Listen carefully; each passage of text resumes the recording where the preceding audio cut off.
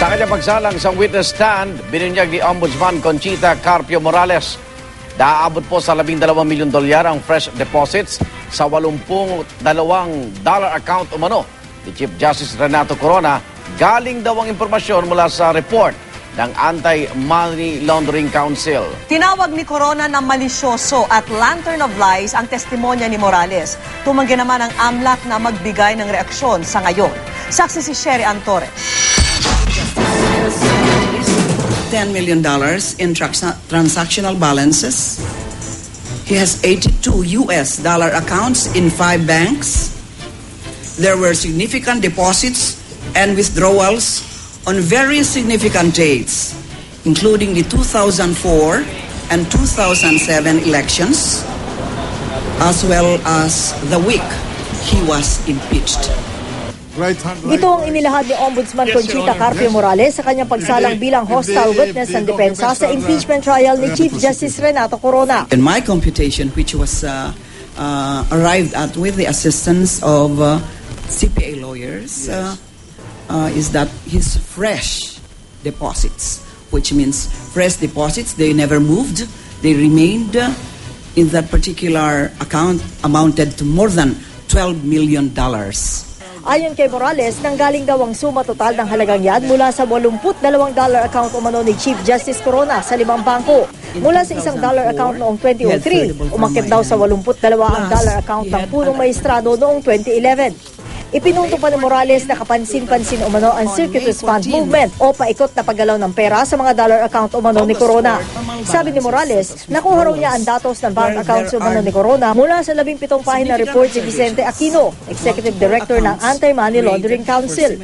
Humingi raw siya ng tulong sa AMLAC para sa fact-finding investigation matapos matanggap ang una sa 3 reklamo laban kay Corona kaugnay sa umano'y dollar accounts. Ito'y kahit pa walang nabanggit sa anuman sa 3 reklamo kaugnay sa umano'y $10 billion bank account. At nang makuha ang report ng AMLAC, saka raw sumulat ang ombudsman sa punong maestrado nitong April 20. There is nothing in the complaint relative to what you wanted to be investigated, and that is the $10 million account. Precisely, Your Honor. Again, I sound like a broken record. I said, furthermore, we received report that the Chief Justice has $10 million.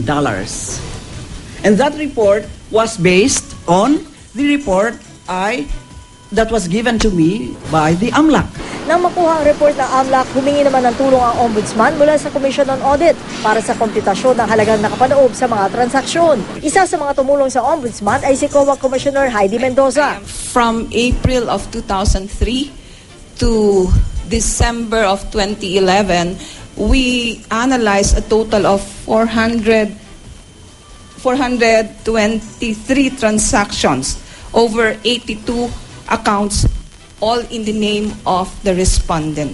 The peso account, I was told, reached around 242 million pesos. This one is 30 million outflow for dollar account and total inflow of at least 28 million. Our classification is based on the analysis, on the findings. December, do you have the number for the entire month of December 2011? Yes, but we did it on a per account per year, Your Honors. I'm sorry. I did it on a per month basis. I did it on a per account per year basis.